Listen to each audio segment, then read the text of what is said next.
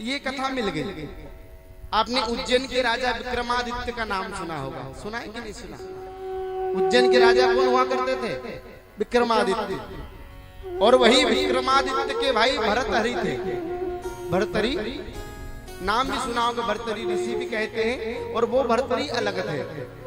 विक्रमादित्य के भाई भर्तहरि बहुत बड़े राजा थे, बहुत भगवान की भक्ति करते थे, बहुत भगवान की भक्ति करते थे। एक बार क्या हुआ कि भर्तहरि जी को किसी संत जी ने वरदान में एक अमरता का फल दे दिया। क्या दिया? अमर होने का एक फल दिया।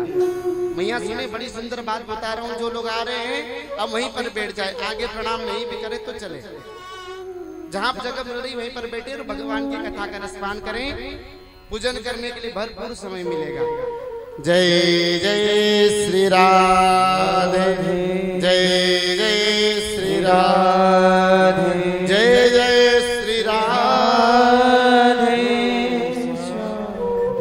भर्तहरि ऋषि को एक अमरता का फल मिला।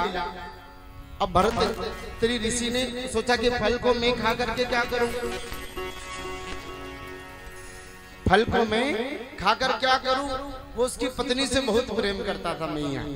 उसने सोचा कि मैं ये फल अपनी पत्नी को दे दूं, वो अमर हो जाएगी तो मुझे अच्छा लगेगा, क्योंकि हम जिससे अधिक प्रेम करते हैं उसका भला ज्यादा चाहते हैं।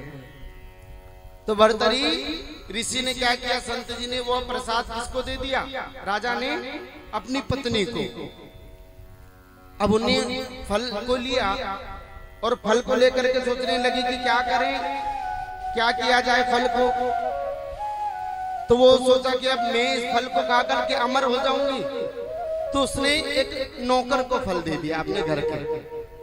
जो नौकर था उन्होंने सोचा कि नौकर अमर हो जाएगा तो अच्छा रहेगा, जीवन पर्यंत इस घर का काम करता रहेगा। वो फल उसने नौकर को दे दिया।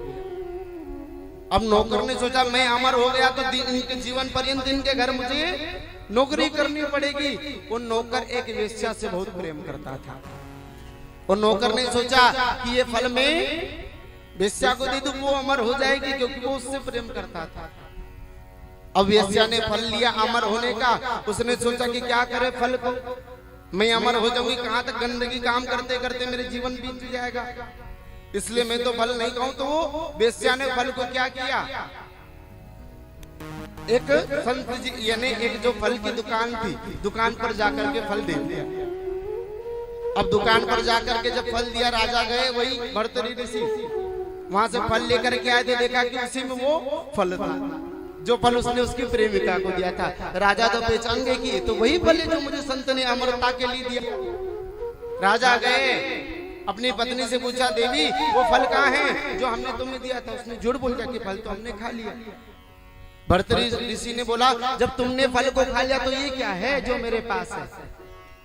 कहने का मतलब मेरा यह है कि जो वस्तु भाग्य में है वो तो सारा संसार भी घूम लेगी और वापस से तुम्हारे पास आ जाएगी, लेकिन जो वस्तु तुम्हारे भाग्य में नहीं है उसके लिए तुम 24 घंटे भी मेहनत करोगे, वो वस्तु तुम्हें मिलने वाली नहीं है। इसलिए जरूरत से ज्यादा घर परिवार में कोई वस्तु की इच्छा मत रखो कि ये वस्तु मेरी है। भाग्यो उदय न बहु जन्म समर्जिते न सत्संग मम चलबते पुरुषो यदा वही। आज आपके भाग्य में भगवान की कथा सुनना लिखा था तो आज इतनी दूर से चल करके आ गए। जिसके भाग्य में कथा नहीं होती ना, वो तो कथा के पंडाल में भी आकर के बैठता है और उसे अचानक मोबाइल आ जाता है, भैया अर्जेंट काम चाहना, तो कथा छोड़ करके भी चले जाता है। ये क्या है? ये भाग्य की गति है। जिसके भाग्य में भगवान की कथा लिखी रहती है वो तो कहीं से भी कभी भी सुन लेता है। जैसे कई लोग सोशल मीडिया से कथा को सुन रहे हैं, क्योंकि आज उनके भाग्य का उदय हुआ है। तो हम लोग भगवान से कहे कि हे गोविंद, आज जितनी कृपा आपने हम पर करी, बस उतनी कृपा आप हम पर हमेशा करना।